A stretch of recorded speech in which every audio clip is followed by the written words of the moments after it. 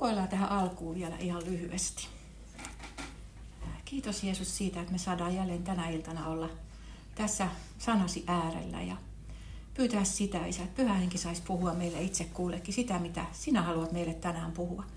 Sä näet meidän jokaisen odotukset, Herra. Me odotetaan sinulta sanaa, sinulta jotakin, joka meitä vie jälleen eteenpäin niissä meidän asioissa, mitä meillä itse kullakin on. Isä, siunaa tämä meidän alkava Jumalan palvelus tässä ja ne kaikki ne saarnat ja nämä puheet, mitä tässä tulee, Herra, että se, mikä on sinusta, niin se saisi jäädä elämään meidän sydämiin ja se, mikä on ihmisestä, niin se saisi mennä niin kuin tuulen lailla pois, eikä jäisi meitä enää vaivaamaan. Isä, kiitos siitä, että saan pyytää tässä oikein myös sitä Pyhän Hengen johdatusta ja sun läsnäolosi ja meidän yhteiseen Jumalan palvelukseen. Jeesuksen nimessä. Aamen. Mä luin tähän alkuun Johanneksen evankeliumista luvusta 8 jakeesta 31 jakeeseen 47, tämmöisen aika pitkän pätkän. Niin Jeesus sanoi niille juutalaisille, jotka uskoivat häneen, jos te pysytte minun sanassani, niin te totisesti olette minun opetuslapsiani. Ja te tulette tuntemaan totuuden, ja totuus tekee teidät vapaiksi. He vastasivat hänelle, me olemme Abrahamin jälkeläisiä, emmekä ole koskaan olleet kenenkään orjia.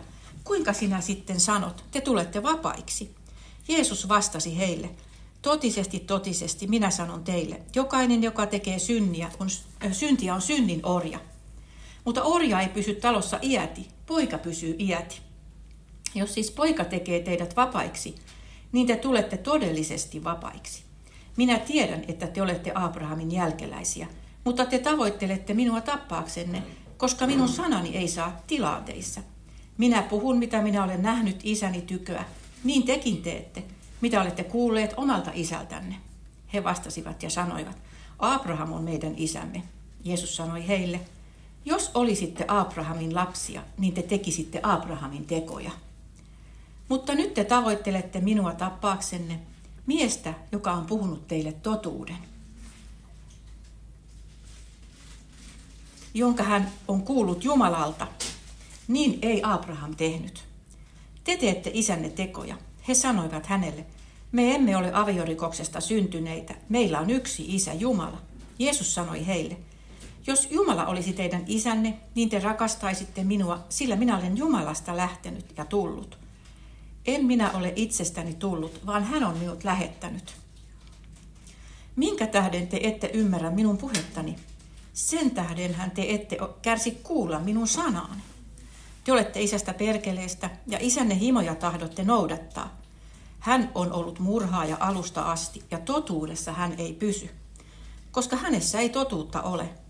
Kun hän puhuu valhetta, niin hän puhuu omaansa, sillä hän on valehtelija ja sen isä. Mutta minua te ette usko, sen tähden, että minä sanon totuuden. Kuka teistä voi näyttää minut syypääksi syntiin? Jos minä totuutta puhun, miksi ette usko minua? Joka on Jumalasta, se kuulee Jumalan sanat. Sen tähden te ette kuule, koska ette ole Jumalasta. Mä oon miettinyt viime aikoina paljon tätä vapautta ja totuutta. Ja varsinkin tätä vapautta. Mitä on vapaus Kristuksessa? Minusta vapaus ja totuus kulkee aika pitkälle niin kuin käsi kädessä. Onhan Jeesus niin kuin molempia. Meillä on paljon erilaisia vapauksia, joita me arvostamme. Meillä on vapaa isänmaa. Meillä on vapaus kokoontua yhteen. Meillä on uskonnon vapaus. Ja vapaus asua ja tehdä työtä, missä haluamme. Ja niin edelleen. Tällaisia yksilön vapauksia. Aika pitkälti vielä tässä maassa nämä toteutuu. Mutta luodessaan ihmisen, niin kuin Jumala antoi meille vapaan tahdon. Vapauden valita kuuliaisuuden tai tottelemattomuuden välillä. Voidaan helposti ajatella, ja joskus mietin sitä, että miksi Jumala antoi tämmöisen mahdollisuuden? Miksi piti olla semmoinen puu, mistä ei saanut ottaa? Jumala ei kuitenkaan luonut ihmisestä robottia, joka olisi totellut Jumalaa ilman vaihtoehtoja. Ja edelleen ihminen saa ja voi valita, uskoako Jumalaan vai ei. Mutta tottelemattomuus Jumalalle vei kuitenkin synnin orjuuteen. Ihminen menetti todellisen vapauden. Ja vapauden myötä ihminen menetti myös totuuden. Tuossakin luetussa Johanneksen evankeliumin kohdassa Jeesus nuhteli niitä, jotka eivät uskoneet häneen, joka oli totuus, vaan uskovat sielun vihollista, joka kuiskuttelee epäilyksiä ja valheita, solkenaan meidänkin ajatuksiimme ja päähämme, ja yrittää saada meidät epäuskoisiksi ja uskomaan valheita. Jumalalla oli kuitenkin suunnitelma ihmisen vapauttamiseksi valheesta ja synnistä. Sen me tiedämme kaikki. Vapahtajamme Jeesus Kristus. Raamattu sanoo hänen olevan erityisesti uskovien vapahtaja. 1. Timoteus 4 ja 10 kertoo siitä. Mutta mistä uskova pitää vapahtaa? Eikö me olla jo Jeesuksessa vapaita? Mutta kun me koetaan syntien anteeksianto ja me tullaan Jumalan lapsiksi, niin me saamme synnit anteeksi ja me saamme myös vapauden. Roomalais 8.2 sanoo, että meidät on vapautettu synnin ja kuoleman laista.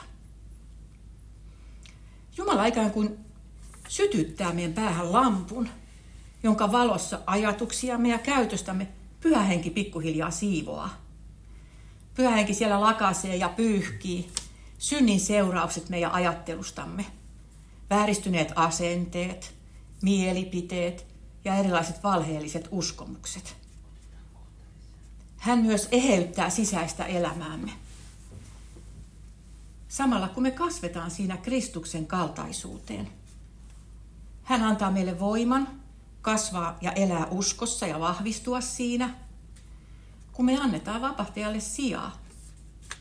Se on Jumalan armoa. Ja armo kasvattaa meitä. Luetussa Johanneksen kohdassa Jeesus sanoo, että totuus on tekevä vapaaksi. Ja Jeesushan on totuus, tie ja elämä. Nykypäivänä ihmiset ajattelee, että on vapautta saada tehdä ihan mitä haluaa. Elää vaan omien himojen ja omia mielihalujaan seuraten. Tämä on niin sanottua yksilön vapauden aikaa. Se on semmoista minä. Ei voi toteuttaa omaa tahtoaan. Tosi jossain muodossa näyttää, että sekin alkaa olla tietyissä asioissa niin kuin tullut tiensä päähän, koska nyt korostetaan myös tämmöistä yhteisöllisyyttä. Näin kävi myös Raamatun kertomuksessa tuhlaajapojalle. Hänkin tuli tiensä päähän. Hän palasi takaisin isänsä kotiin, kun hän oli aikansa siellä maailmalla tuhnannut rahansa ja rypenyt, ja sitten hän muisti, että ai niin. Ja meni takaisin sitten hyvin nöyränä poikana. Näin käy myös usein ihmisen elämässä synnin kanssa. Synti vahingoittaa meitä ja tulee tämä tien pää. Enää ei maistukaan hyvältä. Sydän on särkynyt murskaksi. Fysiikka pettää, ystävät katoaa, rahat loppuu tai jokin muu semmoinen syy, että ei tunnu oikein enää yhtään miltään. Aina vaan pitäisi olla jotakin uutta ja ihmeellistä, semmoista ekstremeä. Tämä aikahan on oikein sellaista, että ihmiset hakee niinku semmoisia ihmeellisiä ja valtavia kokemuksia ja pitää olla jotain erikoista.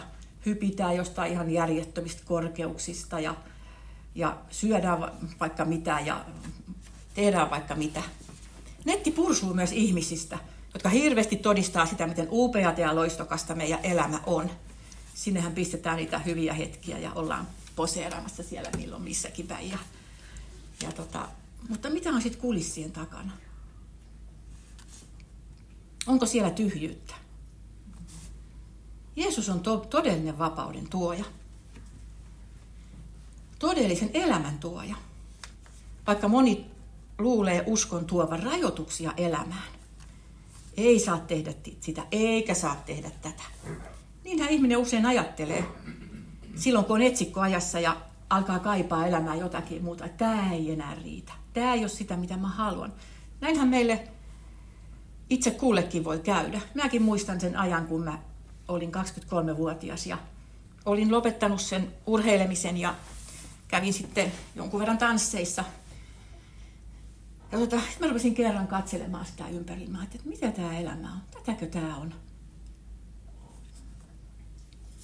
Mutta sitten tietysti kun oli siinä ajassa, että alkoi lukea Raamattua ja jo rippikoulussahan mä niin tein ensimmäisen ratkaisun, tavallaan uudistuin sitten silloin 23-vuotiaana. Mutta kyllähän sitä hirveästi miettii, että mitä kaverit sanoo ja mitä kotona sanotaan ja niin edelleen. Ja miten se usko sitten rajoittaisi mun elämääni. Mutta sitten kun tuon kynnyksen on ylittänyt, niin huomaa, että miten väärässä sitä olikaan. Jeesuksestahan löytyy todellinen elämä ja vapaus. En mä menettänyt mitään. Päinvastoin. Sain paljon enemmän tilalle. Vapaus yhdessä totuuden kanssa on myös puhdistavaa. Mä luin netistä tämän Reijo Telarannan sivuilta, josta löytyy paljon semmoisia tosi hyviä ja niin kuin osuvia tarinoita. Niin semmoisesta pariskunnasta, joka oli ostanut talon. Ja sitten kun he muutti siihen taloon, niin aina keittiössä istuskeli ja katseli sit sitä naapuritaloa siinä ja ihmetteli, kun naapurin ripusti pyykkejä narulle. Ja ne oli aina ihan hirvittävän likaisia. Ne ihmetteli, tai semmoisia likaisen näköisiä. Ja sitten ihmetteli, että miten toi naapuri ripustaa likaisia pyykkejä narulle.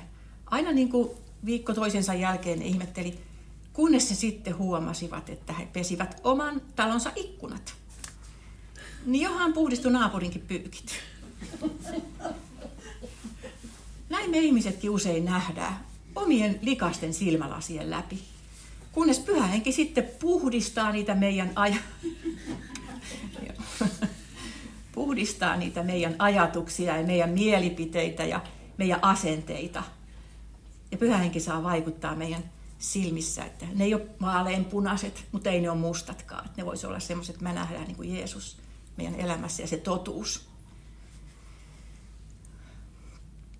Meidät on vapautettu elämään Jumalan vapaudessa, yhteydessä ja rakkaudessa, sellaisena kuin Jumala meidät luodessaan tarkoitti.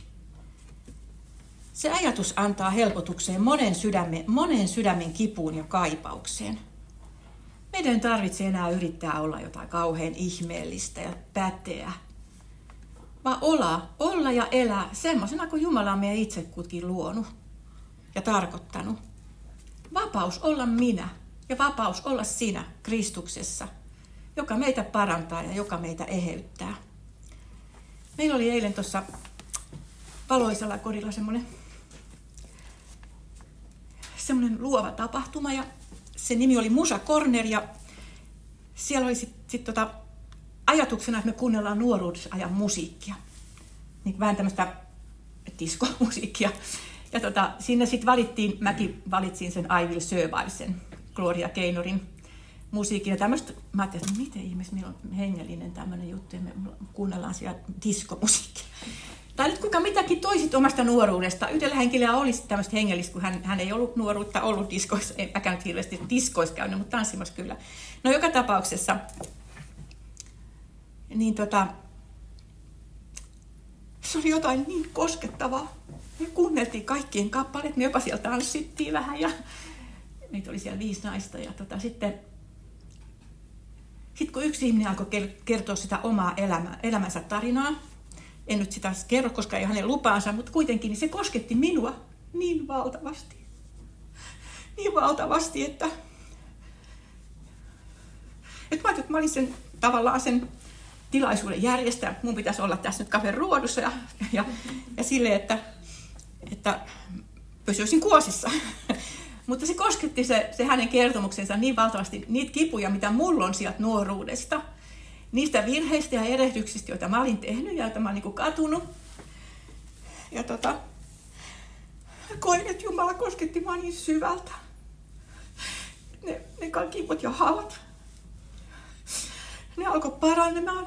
Tai ainakin Jumala alkoi tekemään valtavasti työtä niin kuin niissä. Enhän mä voi sanoa, että mä ryvin missään kauheassa rapakoissa, mutta olin semmoinen normaali nuori, joka kävin kuitenkin töissä ja sillä tavalla, mutta se oli jotakin niin mahtavaa, että Jumala voi meitä puhua diskomusiikinkin kautta. Ja sitten se ihmisten kokemus ja se ihmisten rakkaus ja se yhteys, mitä me saatiin niin kuin siellä kokea. Se oli jotain niin valtavaa. Kiitos Jumalalle siitä. Mutta silloin kun me saadaan tulla Jumalan lapsiksi, niin myös tämmöinen tietynlainen sisäinen jano ja kaipaus sammuu. Minä ainakin koin sen, että enää ei haki jotain semmoista, sitä haki vaan. Vaikea selittää. Te tiedätte kyllä sen varmasti jokainen, mitä te niin haitte sieltä. Niin kuin Jeesus sanoi Samarian kaivollakin naiselle, että joka juo sitä vettä, jota hän antaa, niin ei janoa enää. Nyt kaipaa ja janoaa vaan läheisempää suhdetta ja yhteyttä luojansa ja vapahtajansa. Ja Jeesukseen, Kristukseen ja Pyhän Hengen läsnäoloon. Siitä löytyy se todellinen vapaus, totuus ja elämän tarkoitus ja rauha. Tosin ei tämäkään aina meille ihmisille helppoa asia ymmärtää. Me olemme niin oman pään sisälle rajoittuneita, että vie aikaa ennen kuin me löydetään se. Mutta Jeesuksessa on kuitenkin aina mahdollisuus parempaan ja ei koskaan huonompaan. Jeesus on hyvä tie totuuteen ja vapauteen. Jeesuksen hän, kenen seurassa meidän kannattaa kulkea. Luther on sanonut näin. Kristus ei ole vapauttanut meitä maallisessa tai lihallisessa mielessä, vaan hengellisessä. Toisin sanoen, hän on vapauttanut meidät niin, että oma tuntomme saa olla vapaa, iloinen ja hyvässä turvassa. Eikä sen tarvitse pelätä tulevaista vihaa. Sillä tämä yksin on totista vapautta, jota ei kukaan voi pitää liian suuressa arvossa tai kalliina. No tähän loppuun vielä sopii hyvin lukea tämä roomalaiskirjeen teksti 8. luvusta, mistä tuon kakkosjakeen äsken tuossa sitten siihen viittasinkin ja mainitsin, niin luen nyt tämän Room 8, 1 ja 2 vielä. Niin ei nyt siis ole mitään kadotustuomiota niille, jotka Kristuksessa Jeesuksessa ovat. Sillä elämän hengen laki Kristuksessa Jeesuksessa on vapauttanut sinut synnin ja kuoleman laista. Aamen. Amen.